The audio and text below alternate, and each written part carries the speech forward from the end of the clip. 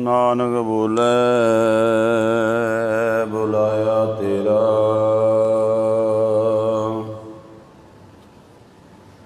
बेशुमार अथाह अगणत अतुल।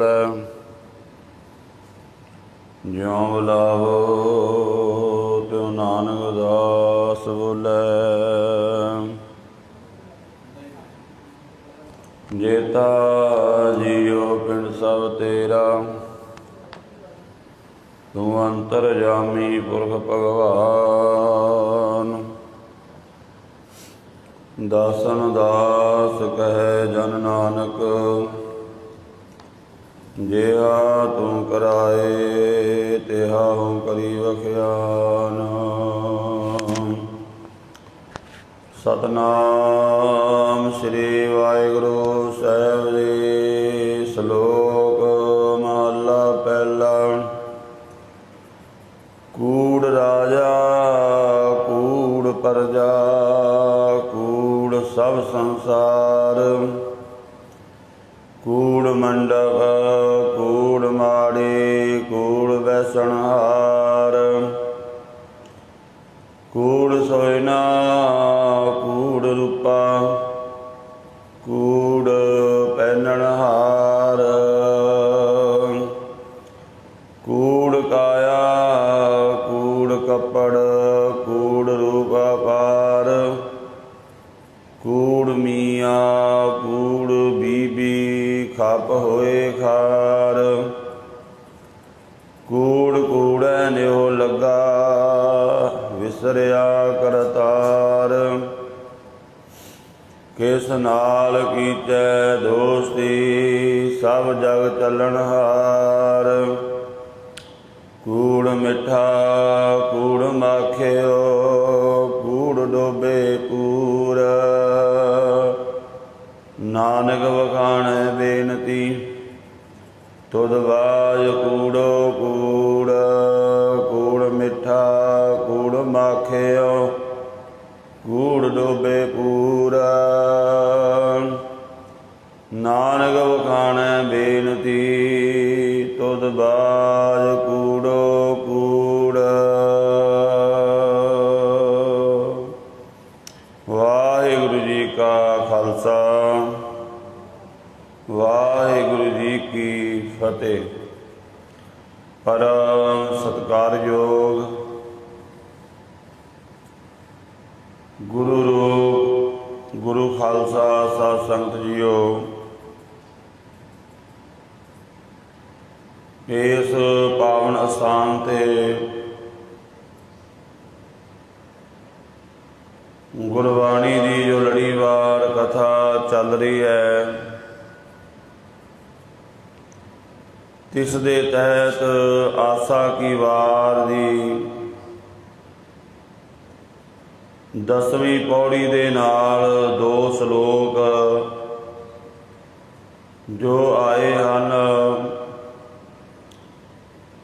उन्हां विचों पहले श्लोक का पाठ आप जी ने सरवण किया है। सतगुरु जी दे पावन अमृत बचन श्री गुरु ग्रंथ साहिब महाराज जी दे पावन अंग 468 ਦੇ ਸੁਭਾਏਮਾਨ ਹਨ। ਇਹਨਾਂ ਪਾਵਨ ਅੰਮ੍ਰਿਤ ਬਚਨਾਂ ਦੇ ਵਿੱਚ ਗੁਰੂ ਪਾਤਸ਼ਾਹ ਜੀ ਸਾਨੂੰ ਕੀ ਉਪਦੇਸ਼ ਬਖਸ਼ਿਸ਼ ਕਰ ਰਹੇ ਹਨ। सतगुरु जी दे पावन अमृत वचनां दी विचार आरंभ करिए। जदों आपां सतगुरु जी दी पावन बाणी का पाठ करते हाँ जां गुरबाणी का कीर्तन सुनते हाँ जां गुरबाणी का पाठ श्रवण करते हाँ ते कई वार साडे मन विच गुरबाणी नूं पढ़दिआं सुनदिआं कई तरह के सवाल ਕਈ ਤਰ੍ਹਾਂ ਦੇ ਸ਼ੰਕੇ ਮਨ ਵਿੱਚ ਪੈਦਾ ਹੋ ਜਾਂਦੇ ਨੇ। ਉਹਦਾ ਕਾਰਨ ਹੈ ਗੁਰਬਾਣੀ ਵਿੱਚ ਬਹੁਤ ਸਾਰੇ ਸ਼ਬਦ ਐਸੇ ਹਨ, ਜਦੋਂ ਆਪਾਂ ਉਹਨਾਂ ਸ਼ਬਦਾਂ ਨੂੰ ਪੜ੍ਹੀਏ ਤੇ ਉਹਨਾਂ ਤੋਂ ਸਾਨੂੰ ਪਤਾ ਲੱਗਦਾ ਹੈ ਕਿ ਉਹਨਾਂ ਦੇ ਕੁਝ ਸ਼ਬਦ ਐਸੇ ਸਾਨੂੰ ਪ੍ਰਤੀਤ ਹੁੰਦੇ ਨੇ, ਇਹ ਸ਼ਬਦ ਇੱਕ ਦੂਜੇ ਦੇ ਵਿਪਰੀਤ ਹਨ, ਇੱਕ ਦੂਜੇ ਦੇ ਉਲਟ ਹਨ। ਉੱਥੇ ਮਨ ਵਿੱਚ ਸ਼ੰਕਾ ਆਉਂਦਾ ਹੈ ਕਿ ਜਾਂ ਤਾਂ ਇਹ ਸ਼ਬਦ ਸਹੀ ਹੈ ਜਾਂ ਫਿਰ ਇਹ ਸ਼ਬਦ। ਮਨ ਵਿੱਚ ਸਵਾਲ ਆ ਜਾਂਦਾ ਨਾ, ਸ਼ੰਕਾ ਆ ਜਾਂਦਾ ਹੈ ਕਿ ਕਿਵੇਂ ਸੱਚ ਹੋ ਸਕਦਾ ਹੈ। ਗੁਰੂ ਸਾਹਿਬਾਨ ਦੀ ਬਾਣੀ ਦੇ ਦੋ ਰੂਪ ਸ਼ਬਦ ਦੇ, ਇੱਕ ਸ਼ਬਦ ਵਿੱਚ ਕੁਝ ਹੋਰ ਕਿਹਾ ਗਿਆ ਹੈ ਤੇ ਉਸੇ ਗੱਲ ਨੂੰ ਦੂਜੇ ਸ਼ਬਦ ਦੇ ਵਿੱਚ ਹੋਰ ਤਰ੍ਹਾਂ ਬਿਆਨ ਕੀਤਾ ਗਿਆ ਹੈ। ਜਿਵੇਂ ਆਸਾ ਕੀ ਵਾਰ ਦਾ ਜਿਹੜਾ ਆਪਾਂ ਪਿੱਛੇ ਕਥਾ ਸਰਵਣ ਕੀਤੀ ਹੈ, ਦੂਸਰੀ ਪੌੜੀ ਦੇ ਨਾਲ ਸਤਿਗੁਰੂ ਜੀ ਦੇ ਜੋ ਅੰਮ੍ਰਿਤ ਬਚਨ ਆਏ ਨੇ, ਉੱਥੇ ਮਹਾਰਾਜ ਕਹਿੰਦੇ ਸੱਚੇ ਤੇਰੇ ਖੰਡ, ਸੱਚੇ ਬ੍ਰਹਿਮੰਡ, ਸੱਚੇ ਤੇਰੇ ਲੋ, ਸੱਚੇ ਆਕਾਰ। ਹੇ ਵਾਹਿਗੁਰੂ, ਇਹ ਜੋ ਕੁਝ ਤੂੰ ਸਾਜਿਆ ਹੈ ਸਾਰਾ ਕੁਝ ਸੱਚ ਹੈ। ਸਾਰਾ ਕੁਝ ਹੀ ਉੱਥੇ ਮਹਾਰਾਜ ਨੇ ਲਿਖ ਦਿੱਤਾ। ਉਹੀ ਬਾਣੀ ਹੈ। ਉਸੇ ਬਾਣੀ ਵਿੱਚ ਹੁਣ ਜਦੋਂ ਆਪਾਂ ਇਹ 10ਵੀਂ ਪੌੜੀ ਦੇ ਨਾਲ ਜਿਹੜੇ ਸ਼ਲੋਕ ਨੇ, ਪਹਿਲਾ ਸ਼ਲੋਕ ਆ ਗਿਆ ਕੂੜ ਰਾਜਾ, ਕੂੜ ਪਰਜਾ, ਕੂੜ ਸਭ ਸੰਸਾਰ। ਤੇ ਮਨ ਵਿੱਚ ਸ਼ੰਕਾ ਤੇ ਆਵੇਗੀ ਵੀ ਇੱਕ ਪਾਸੇ ਮਹਾਰਾਜ ਉਹੀ ਪਾਤਸ਼ਾਹ ਕਹਿ ਰਹੇ ਨੇ ਕਿ ਸਾਰਾ ਕੁਝ ਸੱਚ ਹੈ, ਤੇ ਉਹੀ ਪਾਤਸ਼ਾਹ ਆਪਣੀ ਬਾਣੀ ਵਿੱਚ ਕਹਿ ਰਹੇ ਨੇ ਸਾਰਾ ਕੁਝ ਝੂਠ ਹੈ। ਮਨ ਵਿੱਚ ਸ਼ੰਕਾ ਆਵੇਗਾ ਨਾ, ਮਨ ਵਿੱਚ ਸਵਾਲ ਆਵੇਗਾ ਵੀ ਇਹ ਕਿਵੇਂ ਹੋ ਸਕਦਾ ਹੈ। ਇੱਕ ਪਾਸੇ ਗੁਰੂ ਪਾਤਸ਼ਾਹ ਕਹਿ ਰਹੇ ਨੇ ਵਾਹਿਗੁਰੂ ਜੋ ਕੁਝ ਤੂੰ ਬਣਾਇਆ ਸਾਰਾ ਕੁਝ ਸੱਚ ਹੈ, ਸੱਚੇ ਤੇਰੇ ਖੰਡ, ਸੱਚੇ ਬ੍ਰਹਿਮੰਡ, ਸੱਚੇ ਤੇਰੇ ਲੋ, ਸੱਚੇ ਆਕਾਰ, ਸੱਚੇ ਤੇਰੇ ਕਰਨੇ ਸਰਬ ਵਿਚਾਰ, ਸੱਚਾ ਤੇਰਾ ਅਮਰ, ਸੱਚਾ ਦੀਵਾਨ, ਸੱਚਾ ਤੇਰਾ ਹੁਕਮ, ਸੱਚਾ ਫਰਮਾਨ, ਸੱਚਾ ਤੇਰਾ ਕਰਮ, ਸੱਚਾ ਨਿਸ਼ਾਨ, ਸੱਚੇ ਤੁਧ ਆਖੈ ਲੱਖ ਕਰੋੜ। ਇੱਥੇ ਮਹਾਰਾਜ ਕਹਿੰਦੇ ਸਾਰਾ ਕੁਝ ਝੂਠ ਹੈ। ਤੇ ਸਵਾਲ ਕੋਈ ਵੀ ਹੋਵੇ ਉਹਦਾ ਸਾਨੂੰ ਉੱਤਰ ਲੱਭਣਾ ਚਾਹੀਦਾ ਹੈ। ਦੁਨੀਆ ਦਾ, ਲੋਕ ਪਰਲੋਕ ਦਾ ਕੋਈ ਐਸਾ ਸਵਾਲ ਨਹੀਂ ਜਿਹਦਾ ਜਵਾਬ ਗੁਰਬਾਣੀ ਦੇ ਵਿੱਚ ਨਾ ਹੋਵੇ। ਇਸ ਲੋਕ ਦਾ ਵੀ ਪਰਲੋਕ ਦਾ ਵੀ। ਜੋ ਲੋਕ ਸਾਡੇ ਦ੍ਰਿਸ਼ਟੀ ਦੇ ਵਿੱਚ ਨਹੀਂ ਹੈ, ਪਰਾਂ ਹੈ ਸਾਡੇ ਤੋਂ ਬੜੀ ਦੂਰ, ਉਸ ਲੋਕ ਦਾ ਵੀ ਸਵਾਲ, ਉਸ ਪਰਲੋਕ ਦਾ ਵੀ ਸਵਾਲ ਜਵਾਬ ਗੁਰਬਾਣੀ ਵਿੱਚ ਮਹਾਰਾਜ ਨੇ ਦਿੱਤਾ ਹੈ। ਹੁਣ ਜਦੋਂ ਆਪਾਂ ਇਸੇ ਸ਼ਬਦ ਨੂੰ ਧਿਆਨ ਨਾਲ ਪੜ੍ਹੀਏ, ਇਹ ਸ਼ਬਦ ਦੇ ਅਖੀਰ ਵਿੱਚ ਮਹਾਰਾਜ ਨੇ ਜਵਾਬ ਦਿੱਤਾ ਹੈ। ਪਾਤਸ਼ਾਹ ਜੀ ਫਰਮਾਨ ਕੀਤਾ ਹੈ, ਕੂੜ ਮਿੱਠਾ, ਕੂੜ ਮਾਖਿਓ, ਕੂੜ ਡੋਬੇ ਪੂਰ, ਨਾਨਕ ਵਖਾਣੈ ਬੇਨਤੀ ਤੁਧ ਬਾਜ ਕੂੜੋ ਕੂੜ। ਬਸ ਇਹ ਸ਼ਬਦ ਨੂੰ, ਇਸ ਪੰਕਤੀ ਨੂੰ ਪਕੜ ਲਈਏ, ਨਾਨਕ ਵਖਾਣੈ ਬੇਨਤੀ ਤੁਧ ਬਾਜ। ਹੈ ਸਾਰਾ ਕੁਝ ਸੱਚ ਵਾਹਿਗੁਰੂ ਪਰਮਾਤਮਾ ਦਾ ਬਣਾਇਆ ਹੋਇਆ, ਪਰ ਜਦੋਂ ਸਾਡੇ ਜੀਵਨ ਵਿੱਚੋਂ ਵਾਹਿਗੁਰੂ ਨਿਕਲ ਗਿਆ, ਉਹਦਾ ਨਾਮ ਅਸੀਂ ਜਪਣਾ ਛੱਡ ਦਿੱਤਾ ਤੇ ਸਾਰਾ ਕੁਝ ਕੂੜ ਹੋ ਗਿਆ। ਸਾਰਾ ਕੁਝ ਡਰਾਉਣਾ ਹੋ ਗਿਆ, ਸਾਰਾ ਕੁਝ ਜਿਹੜਾ ਦੁਖਦਾਇਕ ਹੋ ਗਿਆ। ਜੋ ਕੁਝ ਵੀ ਸੀ ਪਰਮਾਤਮਾ ਤੋਂ ਬਿਨਾਂ ਉਹ ਸਾਰਾ ਵਿਸਰੂਪ ਹੋ ਗਿਆ। ਇਸੇ ਤਰ੍ਹਾਂ ਦਾ ਹੋਰ ਇੱਕ ਪ੍ਰਮਾਣ ਗੁਰਬਾਣੀ ਦੇ ਵਿੱਚ ਭਗਤ ਨਾਮਦੇਵ ਜੀ ਕਹਿੰਦੇ, ਹਰ ਕਾ ਬਾਗਰਾ ਨਾਚੈ ਪਿੰਦੀ ਮੈਂ ਸਾਗਰਾ। ਇਹ ਸਾਰਾ ਸੰਸਾਰ ਵਾਹਿਗੁਰੂ ਦਾ ਬਾਗ ਹੈ। ਸਾਰੇ ਜੀਵ ਇਹਦੇ ਵਿੱਚ ਇਸ ਤਰ੍ਹਾਂ ਹਨ ਜਿਵੇਂ ਖੂਹ ਦੇ ਵਿੱਚ ਟਿੰਡਾਂ ਚੱਲਦੀਆਂ ਨੇ ਨਾ, ਜਿਵੇਂ ਸਾਗਰ ਦੇ ਵਿੱਚ ਪਾਣੀ ਦੀਆਂ ਲਹਿਰਾਂ ਨੇ, ਵੱਖ ਨਹੀਂ ਹਨ, ਪਰ ਉਹ ਭ੍ਰਾਂਤੀ ਕਰਕੇ ਸਾਨੂੰ ਹੋਰ ਕੁਝ ਪ੍ਰਤੀਤ ਹੋਣ ਲੱਗ ਜਾਂਦਾ ਹੈ। ਇਹ ਸੰਸਾਰ ਵਾਹਿਗੁਰੂ ਦਾ ਬਾਗ ਹੈ। ਪਰ ਸਤਿਗੁਰੂ ਗੁਰੂ ਅਰਜਨ ਦੇਵ ਜੀ ਮਹਾਰਾਜ ਕਹਿੰਦੇ, ਮਹਾ ਭਿਆਨ ਉਦਿਆਨ। ਮਹਾਰਾਜ ਕਹਿੰਦੇ ਤਾਂ ਬੜਾ ਭਿਆਨਕ ਹੈ, ਬੜਾ ਡਰਾਵਨਾ ਹੈ। ਮਹਾ ਭਿਆਨ ਉਦਿਆਨ ਨਗਰ ਕਰ ਮਾਨਿਆ, ਝੂਠ ਸਮਗਰੀ ਭੇਖ ਸੱਚ ਕਰ ਜਾਣਿਆ। ਫਿਰ ਸਤਿਗੁਰੂ ਗੁਰੂ ਅਮਰਦਾਸ ਮਹਾਰਾਜ ਜੀ ਆਨੰਦ ਸਾਹਿਬ ਜੀ ਦੀ ਬਾਣੀ ਵਿੱਚ ਕਹਿੰਦੇ ਨੇ ਕਿ ਇਹ ਜਿਹੜਾ ਸੰਸਾਰ ਹੈ, ਇਹ ਪਰਿਵਾਰ ਹੈ, ਇਹ ਮਨ ਪਿਆਰਿਆ ਤੂੰ ਸਦਾ ਸੱਚ ਸੰਭਾਲੇ। ਇਹ ਕੁਟੰਬ ਤੂੰ ਜੇ ਦੇਖਦਾ ਚੱਲੈ ਨਾਹੀ ਤੇਰੇ ਨਾਲੇ, ਸਾਹ ਤੇਰਾ ਚੱਲੈ ਨਾਹੀ ਤਿਸ ਨਾਲ ਕਿਉਂ ਚਲਾਈ ਹੈ। ਮਹਾਰਾਜ ਕਹਿੰਦੇ ਜਿਹੜਾ ਕੁਟੰਬ ਹੈ, ਪਰਿਵਾਰ ਹੈ, ਇਹ ਸਭ ਝੂਠਾ ਹੈ। ਪਰ ਮਹਾਰਾਜ ਨੇ ਇਹ ਵੀ ਆਖਿਆ, ਇਹ ਵੀ ਸੰਸਾਰ ਤੁਮ ਦੇਖਦੇ ਹਰ ਕਾ ਰੂਪ ਹੈ, ਹਰ ਰੂਪ ਨਜ਼ਰੀ ਆਇਆ। ਇੱਕੋ ਸ਼ਬਦ ਦੇ ਵਿੱਚ ਮਹਾਰਾਜ ਇੱਕ ਜਿਹੜੀ ਗੱਲ ਕਹਿ ਰਹੇ ਨੇ, ਦੂਜੇ ਸ਼ਬਦ ਦੇ ਵਿੱਚ ਉਹਦਾ ਰੂਪ ਹੋਰ ਦਿਖਾਈ ਦੇ ਰਿਹਾ ਹੈ। ਤੇ ਜਦੋਂ ਆਪਾਂ ਇਹਨੂੰ ਨਾ ਸਮਝਾਂਗੇ, ਸਾਡੇ ਮਨ ਵਿੱਚ ਸ਼ੰਕਾ ਆਵੇਗਾ, ਭ੍ਰਾਂਤੀ ਆ ਜਾਵੇਗੀ, ਇਹ ਕਿਵੇਂ ਹੋ ਸਕਦਾ ਹੈ। ਸਾਹਿਬ ਸੱਚੇ ਪਾਤਸ਼ਾਹ ਕਹਿੰਦੇ, ਇਹ ਸਾਰਾ ਸੰਸਾਰ ਉਸ ਵਾਹਿਗੁਰੂ ਦਾ ਰੂਪ ਹੈ।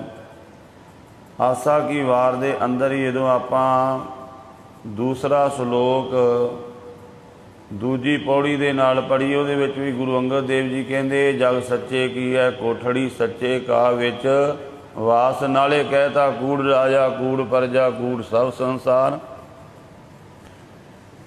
ਸਵਾਲ ਖੜਾ ਹੁੰਦਾ ਨਾ ਵੀ ਇੱਕ ਪਾਸੇ ਮਹਾਰਾਜ ਕਹਿੰਦੇ ਸੱਚ ਹੈ, ਇੱਕ ਪਾਸੇ ਕਹਿੰਦੇ ਕੂੜ ਹੈ। ਨਾਨਕ ਵਖਾਣੈ ਬੇਨਤੀ ਤੁਧ ਬਾਝ ਕੂੜੋ ਕੂੜ। ਹੈ ਤਾਂ ਸੱਚ ਹੀ, ਪਰ ਜੇ ਵਾਹਿਗੁਰੂ ਸਾਡੇ ਜੀਵਨ ਵਿੱਚ ਨਹੀਂ, ਫਿਰ ਇਹ ਸਾਰਾ ਕੁਝ ਕੂੜ ਹੈ, ਫਿਰ ਇਹ ਸਾਰਾ ਕੁਝ ਵਿਸ ਰੂਪ ਹੈ, ਫਿਰ ਇਹ ਸਾਰਾ ਕੁਝ ਡਰਾਵਣਾ ਹੈ। ਇਸੇ ਕਰਕੇ ਧੰਨ ਗੁਰੂ ਨਾਨਕ ਦੇਵ ਜੀ ਮਹਾਰਾਜ ਸ੍ਰੀ ਰਾਗ ਦੇ ਆਰੰਭ ਵਿੱਚ ਫਰਮਾਨ ਕਰ ਰਹੇ ਨੇ। ਉੱਥੇ ਮਹਾਰਾਜ ਨੇ ਇੱਥੇ ਜਿਹੜੇ ਸਾਰੇ ਪਦਾਰਥਾਂ ਦਾ ਜ਼ਿਕਰ ਕੀਤਾ ਨਾ, ਰਾਜਾ ਹੋਣਾ, ਪਰਜਾ ਹੋਣਾ, ਪਦਾਰਥਾਂ ਦਾ ਮਹਿਲ ਮਾੜੀਆਂ, ਸੋਨਾ ਚਾਂਦੀ ਇਤਿਆਦਿਕ ਕੱਪੜੇ ਰੂਪ, ਉੱਥੇ ਮਹਾਰਾਜ ਕਹਿੰਦੇ ਹਨ, ਮੋਤੀ ਤਾਂ ਮੰਦਰ ਉਸਰੈ।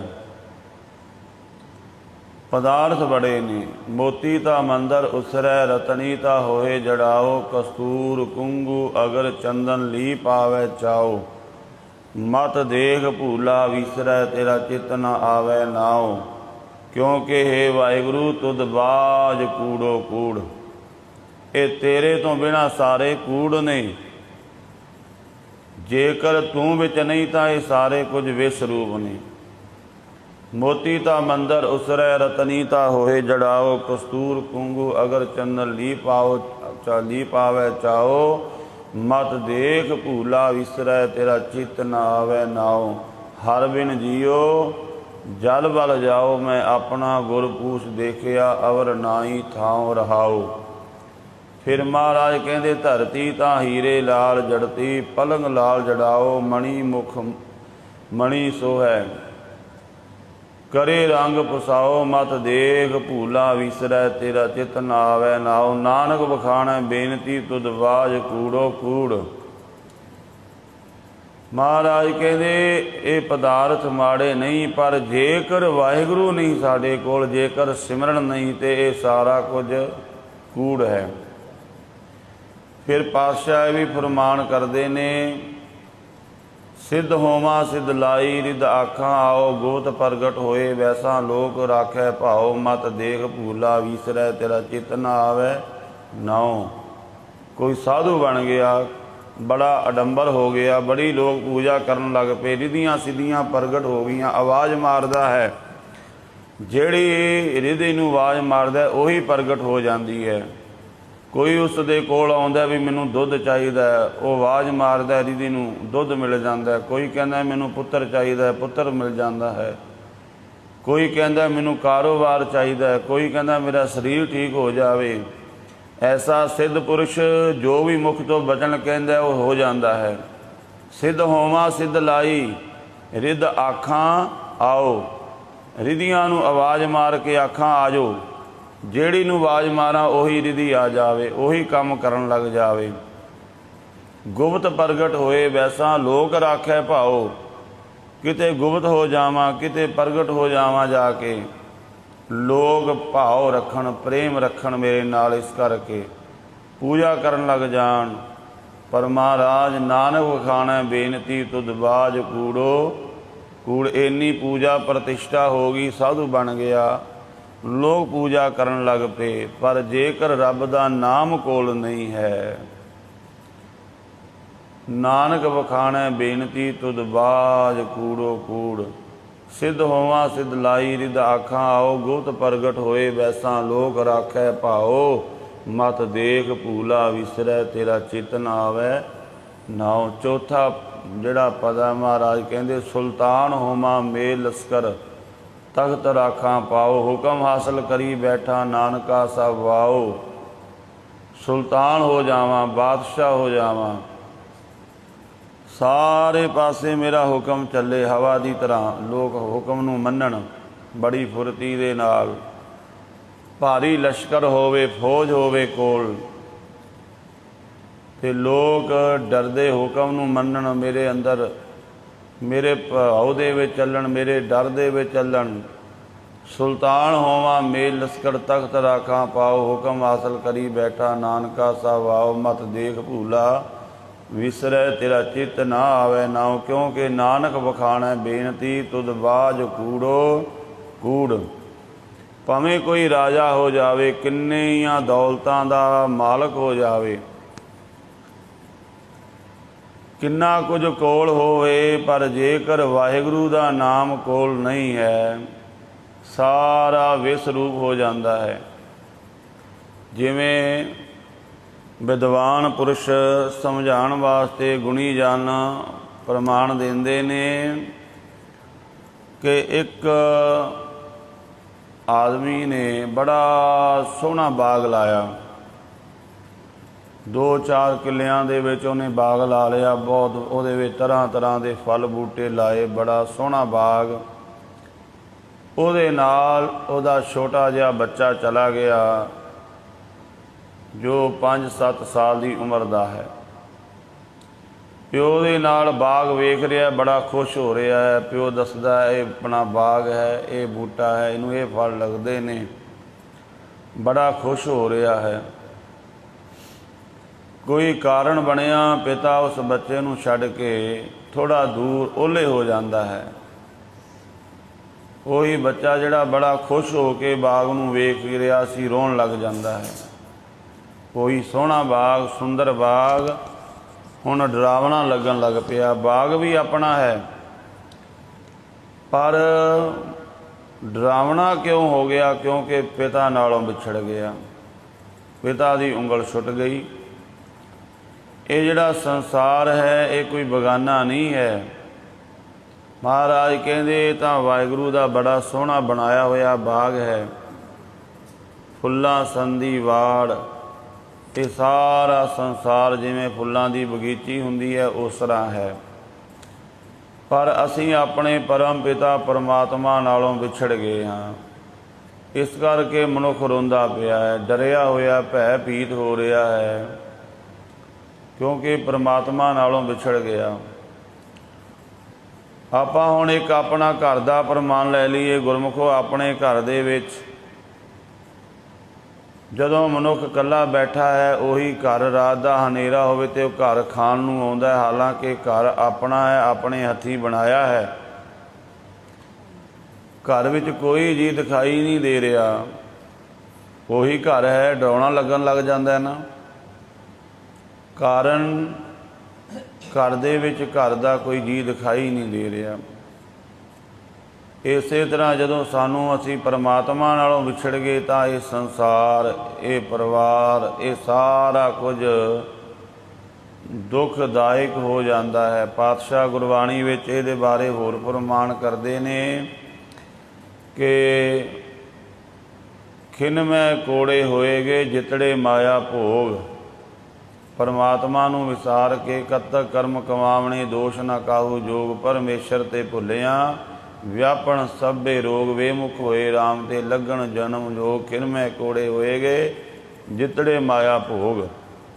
ਕੋੜੇ ਹੋ ਗਏ, ਵਿਸ ਰੂਪ ਹੋ ਗਏ, ਕਾਰਨ ਉਸ ਵਾਹਿਗੁਰੂ ਤੋਂ ਵਿਛੜ ਗਏ। ਨਾਨਕ ਵਖਾਣੈ ਬੇਨਤੀ ਤੁਧ ਬਾਝ ਕੂੜੋ ਕੂੜ। ਹੇ ਵਾਹਿਗੁਰੂ, ਤੇਰੇ ਤੋਂ ਬਿਨਾਂ ਇਹ ਸਾਰਾ ਕੁਝ ਕੂੜ ਹੈ, ਇਹ ਸਾਰਾ ਕੁਝ ਨਾਸਵੰਤ ਹੈ, ਜ਼ਹਿਰ ਰੂਪ ਹੈ। ਪਰ ਜਦੋਂ ਪਰਮਾਤਮਾ ਮਿਲ ਜਾਵੇ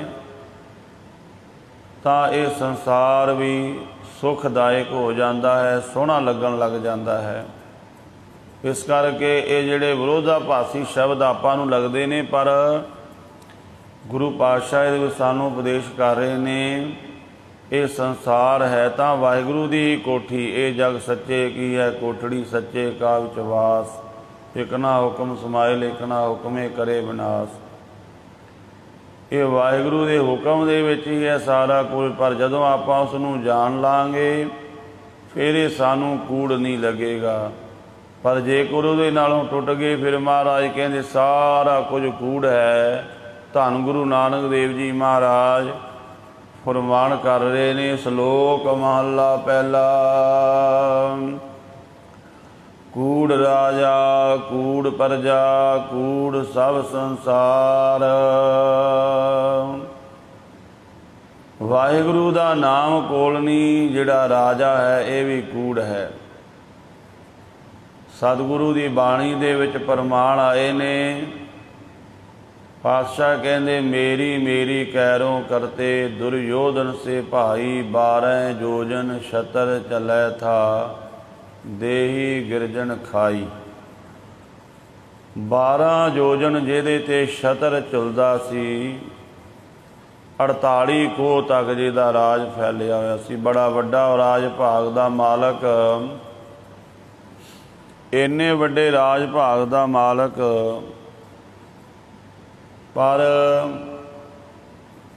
ਸੰਸਕਾਰ ਵੀ ਨਹੀਂ ਹੋਇਆ ਦੇਹੀ ਦਾ। ਜੰਗ ਦੇ ਮੈਦਾਨ ਵਿੱਚ ਲੋਥਾਂ ਰੁਲੀਆਂ, ਗਿਰਜਾਂ ਨੇ ਮਾਸ ਨੋਚ ਨੋਚ ਕੇ ਖਾਧਾ। ਮੇਰੀ ਮੇਰੀ ਕੈਰੋਂ ਕਰਤੇ, ਰੱਬ ਨੂੰ ਭੁੱਲ ਗਏ।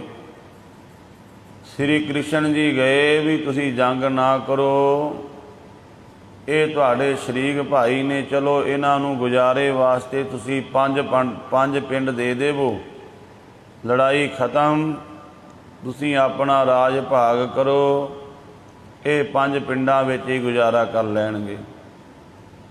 ਦੁਰਯੋਧਨ ਕਹਿਣ ਲੱਗਾ ਤੁਸੀਂ 5 ਪਿੰਡਾਂ ਦੀ ਗੱਲ ਕਰਦੇ ਹੋ, ਮੈਂ ਤਾਂ ਸੂਈ ਦੇ ਨੱਕੇ ਜਿੰਨੀ ਜਿਹੜੀ ਥਾਂ ਉਹ ਵੀ ਨਹੀਂ ਇਹਨਾਂ ਨੂੰ ਦੇਣੀ, ਜੰਗ ਕਰਨਾ ਮਨਜ਼ੂਰ ਹੈ।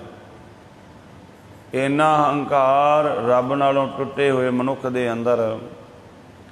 ਜੰਗ ਹੋਇਆ ਤੇ ਉਹਦੇ ਵਿੱਚ ਕੀ ਹੋਇਆ, 100 ਭਰਾ ਸੀ ਇਹਦਾ, ਕਹਿੰਦੇ ਸਾਰੇ ਦਾ ਸਾਰਾ ਹੀ ਜੰਗ ਵਿੱਚ ਮਾਰਿਆ ਗਿਆ, ਰਾਜ ਭਾਗ ਬਰਬਾਦ ਹੋ ਗਿਆ।